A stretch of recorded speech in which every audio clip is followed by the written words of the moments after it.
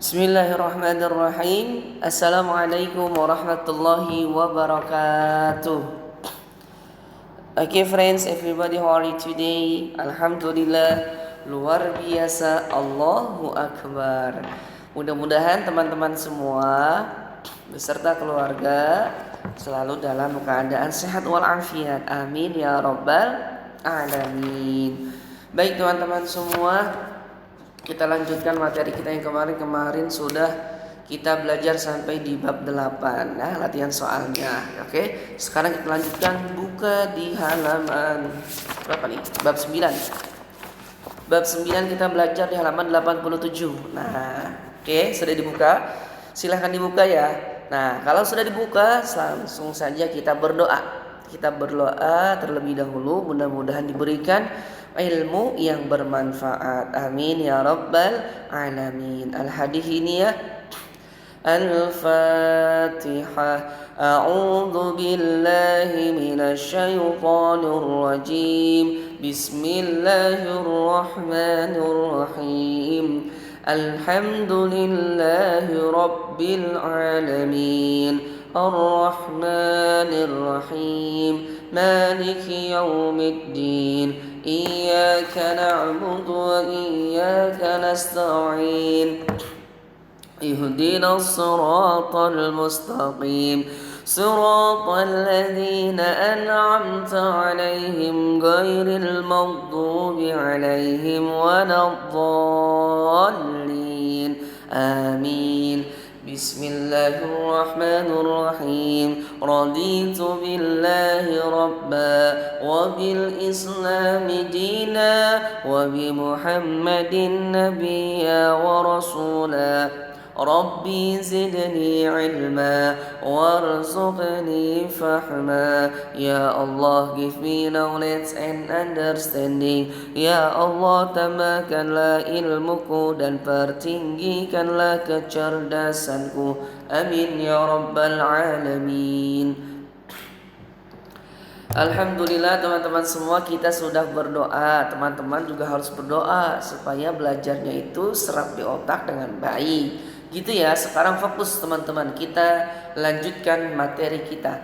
Halaman 87. Nah, di situ judulnya ialah perilaku gemar membaca. Gemar itu senang, ya, senang, suka dan sebagainya yang baik-baik. Gemar membaca, senang membaca, suka membaca dan pantang menyerah. Nah, di bagian A, memahami sikap gemar membaca. Jadi memahami sikap senang membaca dan pantang menyerah. Bagian 1, gemar membaca. Nabi kita, Nabi Muhammad sallallahu alaihi wasallam, mendapatkan wahyu yang pertama kali melalui malaikat Jibril di gua Hira. Wahyu yang pertama kali diturunkan adalah surat Al-Alaq, ya. Di situ ada di buku kamu. Surat 96 ayat 96 ayat 1 sampai 5. Ya. Kita baca bersama-sama. Oke? 1 2 3 go. Iqra bismi rabbikal ladzi khalaq. Khalaqal insana min 'alaq. Iqra wa rabbukal akram. Alladzi 'allama bil qalam. 'Allamal insana ma lam ya'lam. Oke, sampai 5 ayat saja di situ. Nah, yang artinya bacalah dengan menyebut nama Tuhanmu yang menciptakan. Siapa Tuhan kita? Allah Subhanahu wa ta'ala. Yang ayat kedua, Dia telah menciptakan manusia dari segumpal darah.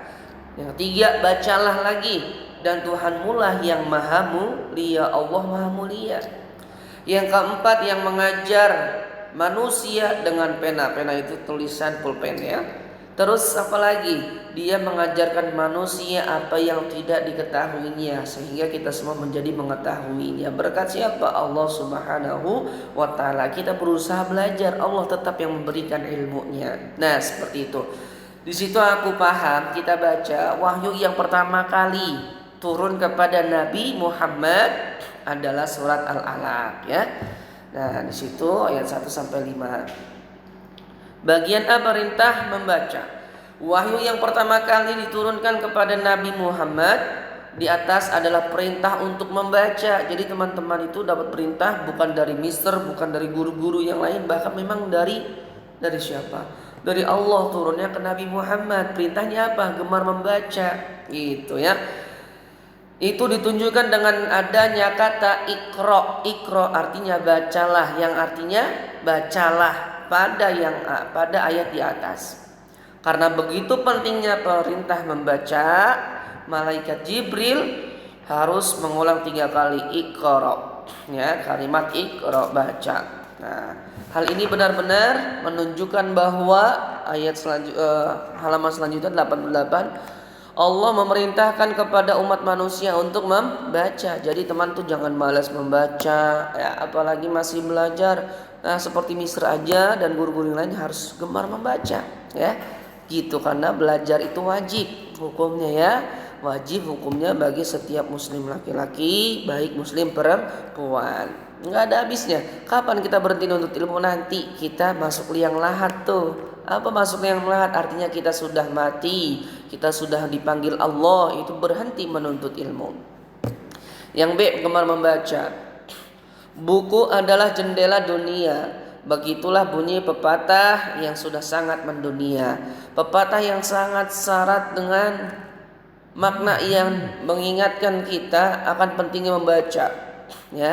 Terbiasa dan gemar membaca akan membuka mata kita kepada dunia. Nah, contoh halnya B.J. Habibie, almarhum, ya, luar biasa. Dari kecilnya emang udah gemar membaca, makanya udah jadi profesor, udah bisa bikin pesawat, masya Allah, luar biasa. Mudah-mudahan teman-teman semua nanti ada yang bisa bikin pesawat, ya, amin ya rabbal alamin. Selanjutnya apa? Kita juga akan mengetahui dan mengerti berbagai ilmu pengetahuan, teman-teman, dan informasi sehingga kita membawa menjadi manusia yang beradab dan berbudaya, gitu. Akan tetapi kenyataannya membiasakan gambar membaca itu sangat sulit, ya, sangat sulit. Nah, makanya kita harus gemar membaca di menjadi kebiasaan yang baik, teman-teman, ya, menjadi kebiasaan yang baik untuk gemar membaca. Nah, terus apa lagi di situ? Sebagai anak muslim yang wajib menuntut ilmu, mulai dari buayan sampai ke liang lahat yang tadi Mister bilang, ya, nuntut ilmu itu wajib. Pentingnya serta manfaat membaca buku, kita harus menjadi pelopor anak yang gemar membaca buku. Jadi teman-teman, ayo gemar untuk membaca, ya. Minimal setiap ada soal dibaca dulu materinya. Biar apa? Biar dapat jawabannya.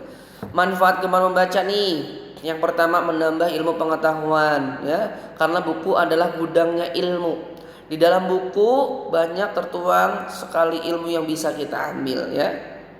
Yang kedua, menenangkan pikiran kita. Setelah sekian banyak waktu kita gunakan untuk berbagai aktivitas, akan timbul perasaan jenuh dan letih pada diri kita. Dengan membaca buku, rasa jenuh dan letih itu bisa terobati. Makanya teman-teman jangan lama-lama main game, jangan lama-lama nonton TV, main sepeda, ya, ada waktunya. Main game ada waktunya, main sepeda ada waktunya, nonton TV ada waktunya, belajar pun ada waktunya. Yang ketiga, apa manfaatnya di situ? Mengambil manfaat dari pengalaman orang lain, ya. Karena di dalam buku cerita itu pasti banyak tokoh-tokoh besar, ya. Jadi kita bisa belajar dari pengalaman tokoh-tokoh atau daripada pahlawan juga, misalkan baca buku sejarah dan lain sebagainya macamnya. Terus menambah keyakinan yang keempat, kita harus gemar membaca yang bermanfaat nih, buku-buku yang bermanfaat itu untuk apa, apalagi yang ditulis oleh penulis muslim yang soleh, wah banyak itu buku-bukunya. Akan menambah keyakinan kita membacanya, ya, juga akan bisa menuntun seseorang menuju kebaikan. Wah mantap nih, menambah keyakinan. Yang kelima, meningkatkan mutu sumber daya manusia. Jadi dengan gemar membaca tentang ilmu-ilmu pengetahuan, baik ilmu pengetahuan alam maupun sosial dan sebagainya macamnya, dengan demikian kita akan bisa menjadi negara yang maju dan tidak tertinggal dari negara-negara lain yang sudah maju di luar negeri sana. Nah, selanjutnya di sini menumbuhkan rasa gemar membaca. Bagian D. Sebenarnya aktivitas membaca adalah aktivitas yang sangat mudah dan ringan. Cuma memang malesnya luar biasa teman-teman. Harus dipaksa supaya menjadi terbiasa dan kalian gemar membaca. Ya, begitu. Membaca hanyalah suatu sampingan dan bukan merupakan rutinitas seperti pekerjaan yang lain, bukan. Ya, selain itu masalah waktu juga merupakan alasan yang sering dikemukakan. Mengapa kita kurang gemar membaca? Waktunya, cari waktu yang tepat untuk gemar membaca, gitu ya. Nah, di sini alasan-alasan yang menyebabkan minat membaca sangat rendah atau kurang. Nah, kita lihat di halaman selanjutnya. Di halaman 90. Di situ kalian bisa lihat, sebagai anak muslim kita harus membiasakan diri gemar membaca, suka membaca. Nah, dengan cara berikut. 1. Mencintai buku. Teman-teman harus mencintai, menyukai, menyayangi buku. Nah, dengan itu kita akan senang jika setiap saat kita melihat buku, apalagi bisa memiliki buku. Nah, seperti itu. 2. Mengenali buku tersebut. Setelah mencintai buku, selanjutnya kita berusaha mengenali buku tersebut. Apa judulnya, siapa penulisnya, dan bagaimana isinya. Gitu. Jadi nanti teman-teman bisa menyimpulkan isi buku tersebut. Yang ketiga, membaca adalah suatu kebutuhan. Jadi kebutuhan teman-teman, nggak baca nih ya nggak dapat ilmu kita, nggak tahu informasi, nggak tahu banyak yang kita nggak ketahui kalau kita nggak baca buku ya. Setelah kita tahu judul, penulis, serta temanya dari buku tersebut, selanjutnya kita menanamkan niat pada diri kita bahwa membaca adalah kebutuhan bagi setiap manusia. Dengan demikian, jika kita tidak membaca buku maka akan terasa ada yang kurang di dalam diri kita, gitu ya. Dengan cara-cara di atas, niscaya akan membuat kita terbiasa untuk membaca buku. Nah, teman-teman, kegiatan 1 nih apa nih? Coba kemauan pendapatmu tentang akibat jika sejak kecil tidak membiasakan baca buku. Kemukakan depan gurumu. Nah, jadi teman-teman kegiatan 1 itu kalian menulis atau merangkum ya, bercerita pendapat kamu tentang apa? Jika dari kecil nggak mau membaca buku, gitu. Tulis ya apa sebabnya, apa akibatnya ketika dari kecil nggak mau baca buku, malas belajar ya, intinya itu. Apa? Kamu buat cerita di kegiatan 1 di buku tulisnya. Terus uji diri 1 dikerjakan. Mengapa? Mana bagian 1? Nah, mengapa kita harus membiasakan diri gemar membaca? Ini boleh di buku paket atau di buku tulis juga boleh ya. Jadi kegiatan 1 tadi membuat cerita ya, akibat dari kecil tuh nggak mau baca buku tuh apa akibatnya. Uji diri 1 juga dikerjakan. Oke teman-teman, selamat mengerjakan, selamat belajar, dan ingat harus gemar membaca. Terima kasih, semangat selalu, jaga kesehatan. Wassalamualaikum warahmatullahi wabarakatuh.